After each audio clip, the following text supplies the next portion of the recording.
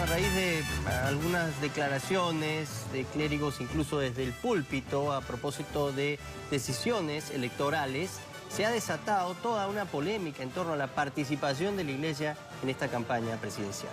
El Perú es un estado laico, pero la Iglesia Católica tiene un lugar particular reconocido por la Constitución. ¿Hasta qué punto pueden las iglesias influir o interferir en las elecciones? Vea el reportaje de Anuska Buenanote.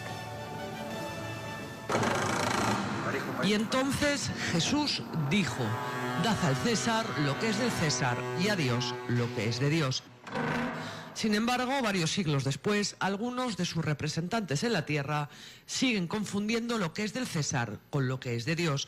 Por eso el púlpito una vez más entró como candidato sin inscripción a las elecciones, esta vez dando nombres y apellidos.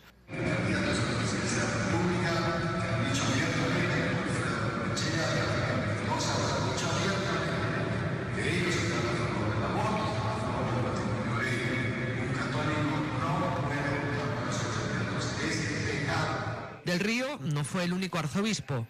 El de Piura siguió con la misma homilía, pero a pie de calle.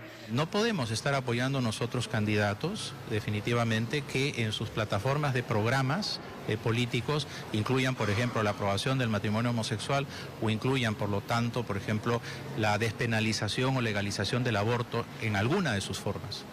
El aborto, como ha dicho el Papa, no es un mal menor, es un mal mayor y absoluto. El obispo emérito Luis Bambarén entró también a tallar, pero desde la otra orilla ideológica. Primero dijo que Alfredo Barnechea no era un pecador, como lo catalogaban sus compañeros de iglesia, sino más bien un buen candidato. Pero naturalmente es un buen candidato, un buen candidato. Acto seguido arremetió contra Keiko Fujimori. Ella está de acuerdo con los prelados de la Iglesia Católica. Rechaza el aborto y el matrimonio entre personas del mismo sexo. Pero Bambarén la tacha por otros motivos. Lo que sí no votaría nunca es por Keiko. Y voy a decir la razón. Que quienes son capaces de pedir impunidad total para todo funcionario público del 93 al 2000... ¿cómo van a gobernar el Perú? De ninguna manera. Digamos que esa es la razón, no es personal, sino por los contravalores que representa una posición así, y no entro en otros temas. Monseñor, ¿considera usted entonces que Keiko Fujimori es la continuidad de su padre, como dicen algunos? Eso analícenlo, yo hablo de hechos que conozco, ¿no? Sí, es natural, cada uno es de tal palo tal silla, ¿no? Los candidatos aludidos respondieron a los hombres de sotana, pero eso sí, todos con mesura. Estamos en elecciones y nadie quiere chocar frontalmente con la Iglesia. Según el último censo, el 80% de los peruanos se declara católico y aproximadamente un 10% evangélico. No use el púlpito de la catedral para hacer política, pero yo tengo un gran respeto por la Iglesia Católica. Nosotros afirmamos el Estado peruano como un Estado verdaderamente laico. Y eso quiere decir que ni las creencias religiosas particulares de alguno de nosotros, ni la pretendida injerencia de algunas jerarquías eclesiales puede influir en nuestras políticas públicas. Sugeriría, sí, en todo caso, que esta posición que tiene el sacerdote lo puede hacer no desde una iglesia, sino desde una posición personal. La única que habló de la importancia de tener un Estado verdaderamente laico fue Verónica Mendoza, pero a eso iremos más adelante. Para intentar contener y controlar al rebaño, la Conferencia Episcopal emitió este comunicado que dice: la Iglesia Católica respeta y promueve la libertad de cada persona en el ejercicio del deber cívico, es decir, de votar. Sin embargo, líneas más abajo puntualiza que es muy importante verificar el compromiso de los candidatos por la defensa integral de la vida y el cuidado de la creación.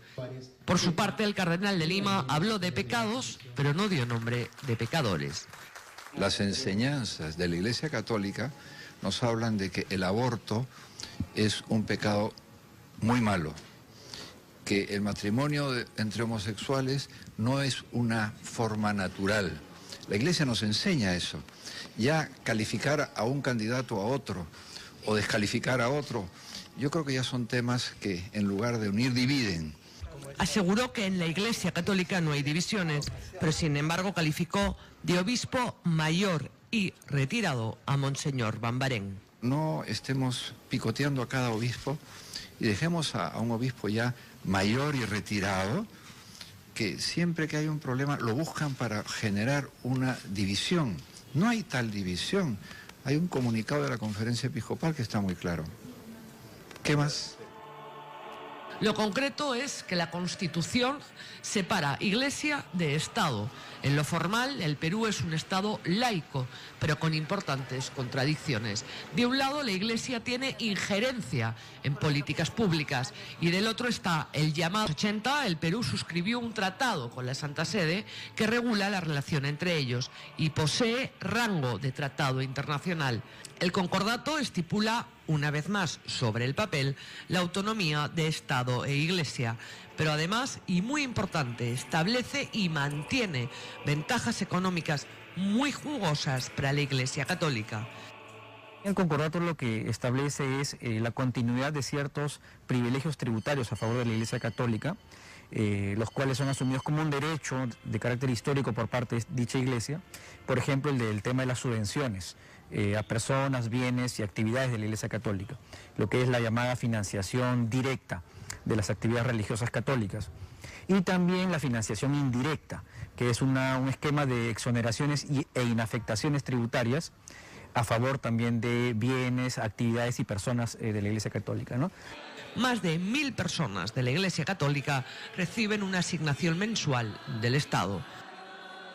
Por ejemplo, el cardenal Cipriani, como arzobispo de Lima, recibe un subsidio más o menos de 1.300 soles mensuales a cuenta del pliego del sector justicia. Y va en degradé, tratándose de los obispos, arzobispos, chantres, organistas, choferes. Todos reciben algo. Y los reciben, ¿no es cierto? ¿Y cuánto estamos hablando? Es un total de 53 cargos eclesiásticos, más o menos 1.053 personas, ¿no? Que reciben de 1.300 soles para abajo. ¿Y en total cuánto sería esta? En total esta financiación es más o menos del orbe de 2.600.000 soles. ¿Al año? Al año, sí. Pero la gran ventaja es la tributaria. Esa es la madre del cordero del concordato. Hay exoneraciones al impuesto general a las ventas, al selectivo al consumo, a la alcabala, al impuesto predial, al impuesto vehicular, ¿no es cierto?, a la renta, exoneración de ciertas obligaciones formales como presentar estados de cuenta, libros contables, bajo la teoría de que es una institución autónoma sobre la cual el Estado no tiene injerencia, ¿no? Entonces, esa es la parte realmente más importante. ¿Cuánto deja de pagarle al Estado peruano? La Iglesia Católica. La Iglesia Católica. Ninguna otra iglesia tiene estos beneficios tributarios ni recibe subvenciones de este calibre. Las asociaciones sin fines de lucro, por ejemplo, colaboran, como la iglesia, en sectores como educación o las cárceles, pero no tienen las ventajas tributarias de la Iglesia Católica. En realidad, nadie ha cuantificado cuánto deja de pagar la Iglesia en tributos. A raíz de estas subvenciones directas e indirectas que recibe la Iglesia por parte del Estado, se ha puesto en entredicho el hecho de que se inmiscuya en temas electorales. Además, hay voces dentro de la propia Iglesia, como la organización Católicas por el Derecho a Decidir, que además de rechazar que se haga proselitismo desde el púlpito, consideran que esto de hacer política con la sotana contraviene el artículo 347 de la Ley Orgánica de Elecciones. Este artículo prohíbe a funcionarios y empleados públicos, los del clero regular y secular de cualquier credo o creencia, a imponer que voten por cierto candidato o a hacer valer la influencia de sus cargos para coactar la libertad de sufragio. Yo recibo una limosna, porque así lo considero, no es ni planilla, ni tiene seguro, ni es estable, 1.419 soles. No es que diga que la limosna es malo, pero quiere decir, no hablemos de que la Iglesia se aprovecha. Esto es muy falso, lo he repetido muchas veces, pero hay un decreto, que lo deroguen o que lo ejecuten. Yo creo que es bueno que rompan ese decreto porque lleva a una confusión y a una impresión completamente equivocada. Seguiremos sirviendo gratuitamente a los más pobres y sí le pediremos a la sociedad que puede, colabora, porque es un deber no solo del Estado, sino también de la entidad privada. Llamó limosna a la subvención mensual que recibe y que equivale casi a 2 nuevos salarios mínimos. Una limosna que miles de peruanos estarían felices de recibir mensualmente. Pero Cipriani no habló del tema de la exoneración tributaria. Ese es el otro tema, el gran tema. Sea como fuere, el Estado peruano no profesa ninguna religión, según lo recoge la Constitución, que establece la independencia y la autonomía entre Iglesia y Estado. Pero a día de hoy, el Perú no es un Estado laico al 100%. Hay una institucionalidad religiosa por aquí y otra política por allá, que es el Estado. Pero no se puede predicar laicidad de las políticas públicas, por ejemplo, en materia sexual y reproductiva, o en materia familiar, ¿no es cierto?, o en materia de población. En esos aspectos de la política pública, el Estado peruano es menos laico de lo que pudiera desearse. Si nos dijeran, para ser laico el Perú necesita derogar su concordato, pues no necesariamente. Podríamos seguir teniendo un concordato que le paga el sueldo a los obispos y al cardenal y a un montón de funcionarios eclesiásticos, con tal de que tengamos políticas nacionales en salud sexual y reproductiva autónomas, laicas, una política de población realmente garantista de los derechos de hombres y mujeres y de todos, ¿no? A día de hoy, en Latinoamérica hay países muy religiosos, pero con estados muy laicos. Es el caso de Uruguay o México. Una cosa es escuchar la voz de las religiones y otras que éstas influyan y definan políticas públicas. El hecho de que la mayor parte de las instituciones del Estado esté tan desacreditada es un factor que ahonda en el poder que tiene o que se le confiere a las iglesias. La gente considera que en la iglesia no hay tanta corrupción, tiene confianza en los religiosos, en general, no solamente la iglesia católica, sino también los evangélicos. Por esto hemos tenido a Humberto Lay en la Comisión de Ética del Parlamento durante 4 años. Es también relevante qué tipo de jerarquía tiene la iglesia católica en el Perú. Perú tiene no sé si llamarle fortuna, de tener 8 obispos del Opus Dei, ¿no? Y de ser el epicentro de el sector ultraconservador de la Iglesia Católica en el mundo, ¿no? Junto con España. Entonces, esto tiene indudable repercusión en la calidad de nuestra política democrática, ¿no? Y en el día a día de las políticas públicas. Efectivamente. Romper el concordato es tan complicado como romper un tratado internacional, pero sí se puede renegociar.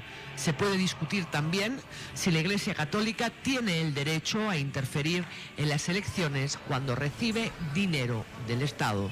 Lo que no debería ser negociable es la construcción de un Estado realmente laico, basado en el respeto de las minorías, las mayorías, los derechos fundamentales y legales.